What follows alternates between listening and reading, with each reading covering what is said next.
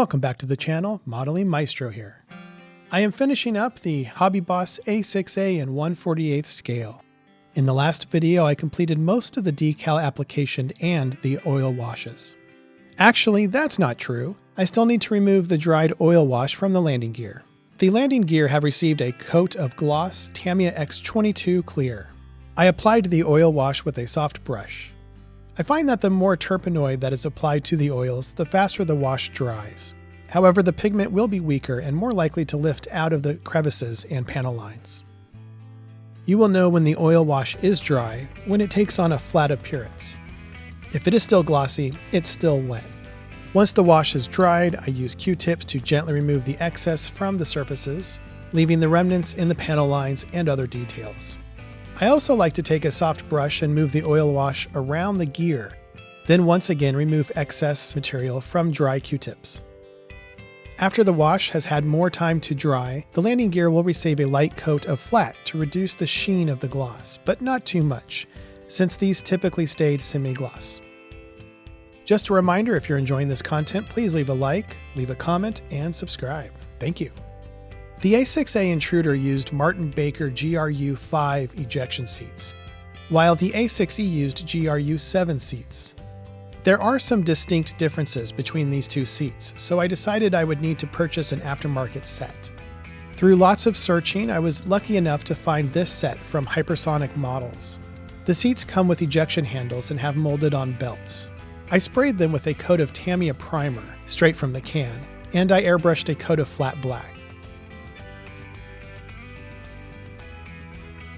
Next, I began painting various details on the seats with Vallejo model color acrylics. I enjoy using these paints because they thin easily with water and brush on well. I begin by mixing the green of the seat cushions.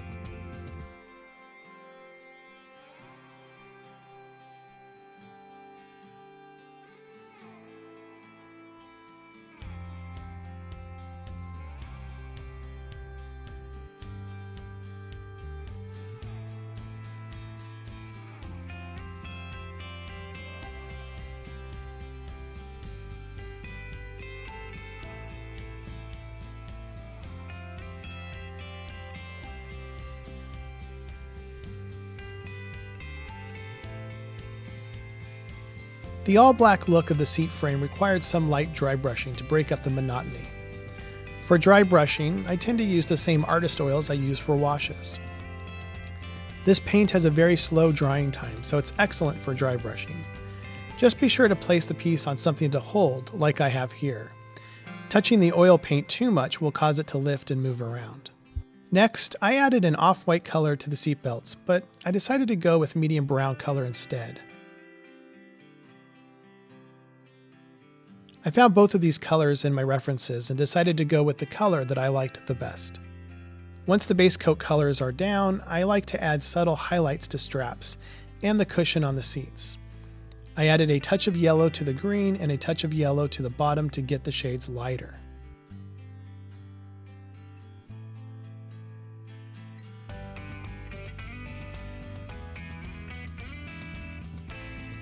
I bent several pieces of thin styrene rod into the proper shape. I have a few different ways to tackle painting the black stripes on these pieces. One being to mask the stripes, then airbrush. I wasn't confident, however, that this method would work well with these particular shapes, so I opted to paint the black stripes with a brush.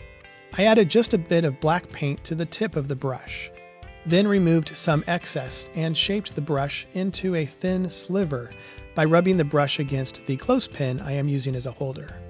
I then rubbed the sharpened end of the brush at an angle to create a line on only the top portion of the grab handle.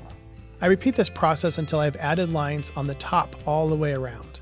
Off camera, I continued to follow the lines down, but painted the middle section of the handle all around, then continued the stripes on the lower surface all around. Doing this work in sections gave me more control than if I just followed each line on their own. Just a reminder, if you're enjoying this content, please leave a like, leave a comment, and subscribe. Thank you. The seats were just about finished, but before installing them, I needed to do some work on the model that would require me to place it upside down. Now it was time to focus on weathering. I began by using an older, soft brush and mixing some white and black oil paints to create a very dark gray. The paint was then scuffed in areas inside the wheel wells. You can see that some of the scuffs look grainy. It is important to keep these scuffs light and with tiny dots rather than larger dots. Despite the maintenance work Navy jets are known for, my references show light scuffs like these all around these areas of the aircraft. Though less common, I decided to allow the brush to rub up against the strut braces to emulate slight chipping. This effect should be used sparingly. I may have forgot to mention, but at this point the model had received a flat coat. The flat coat helps the paint stay fixed. Once the paint has dried, it will not move and does not require another coat of clear to contain it. The 300-gallon external fuel tanks also require weathering. These are continuously reused and should appear as such. For these pieces, I like to apply layers of oils and different colors to create the impression of buildup over time. Initially, I will just drop heavily thinned oil paint on random areas, then touch them up with Q-tip or dry brush. Another technique I love to use is flicking to create a splatter effect. For the most realistic result, I vary my paint tones and the direction of the splatter. I start by thinning the oil paint to a milk-like consistency, then load up a brush and flick the bristles with a toothpick to create fine, random specks across the surface. I use this to emulate mud splatter and dust buildup on armor models. For aircraft, it can be used for weathering and also break up a monotone base color. I keep it controlled by building up layers and focusing on areas where grime would naturally collect.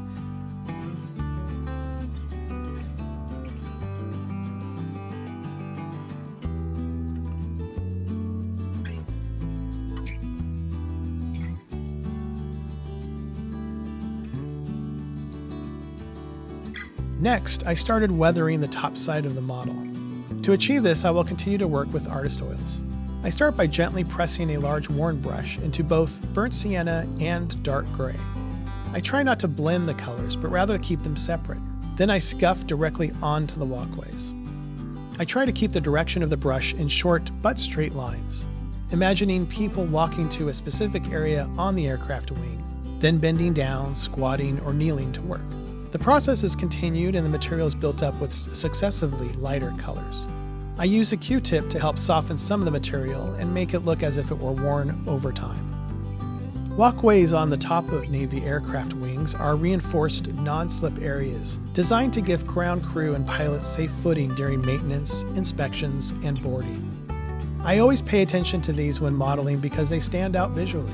They're usually darker than the surrounding paint and have a rough, gritty texture that helps prevent slipping, especially in wet or salty conditions at sea. On many aircraft, these walkways are clearly outlined with dashed or solid boundary lines and placed along high traffic areas near the fuselage. They also tend to show heavy wear, fading, and scuffing from boots, which makes them a great opportunity to add realism and subtle weathering to a build. This same process continues along the ladder and the area just above the ladder. As I moved from the canopy area, I returned to the wing root and imagined the tips of boots scraping against the aircraft.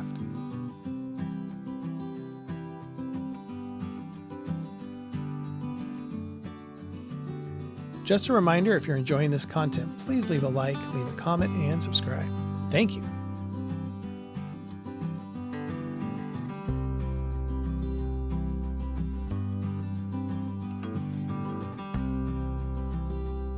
I found several photos that showed a rust-like grime buildup on panels right under the front of the wings. I decided to mimic this with a finer brush and use yellow, brownish colors. I then used the same brush with some dark gray and began picking out panel lines. My technique for this was to attempt to draw straight lines around the panels, then soften the effect with a Q-tip. This effect is the same achieved by pre-shading, but offers you far more control than pre-shading.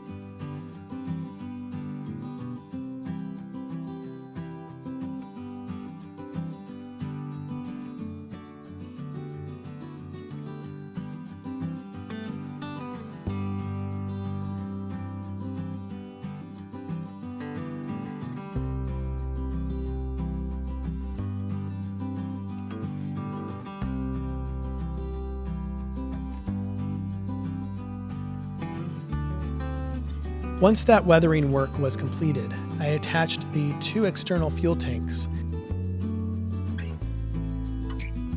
and glued in the ejection seats with dollops of white glue.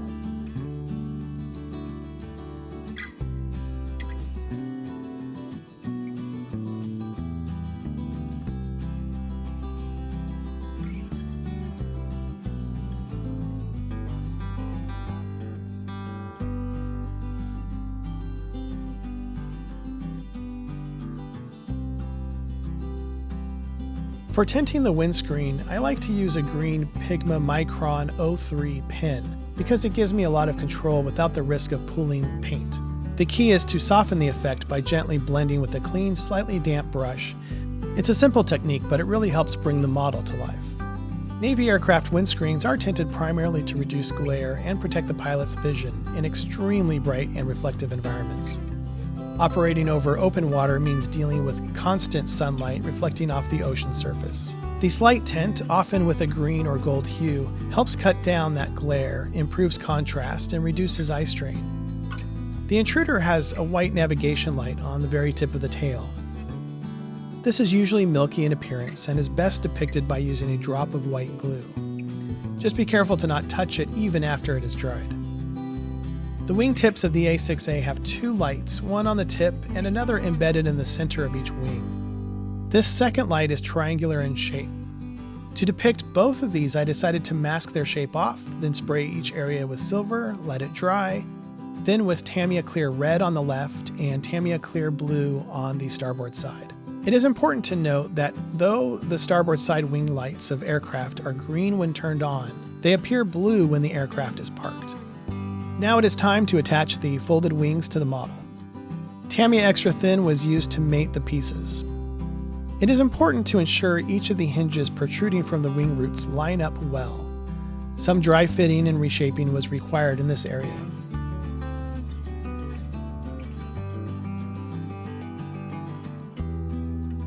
And here she is. This model took quite a bit of work to get a true A6A. This was my second attempt on this exact model, and even have one more available in the stash, though I think the next Intruder I build will be a Marine A6E. I would recommend this kit for experienced modelers, especially those who are not afraid to start carving away plastic to get things just right.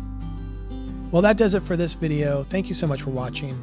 If you enjoyed this content, please leave a like, leave a comment, and subscribe, and we'll see you in the next one. Bye.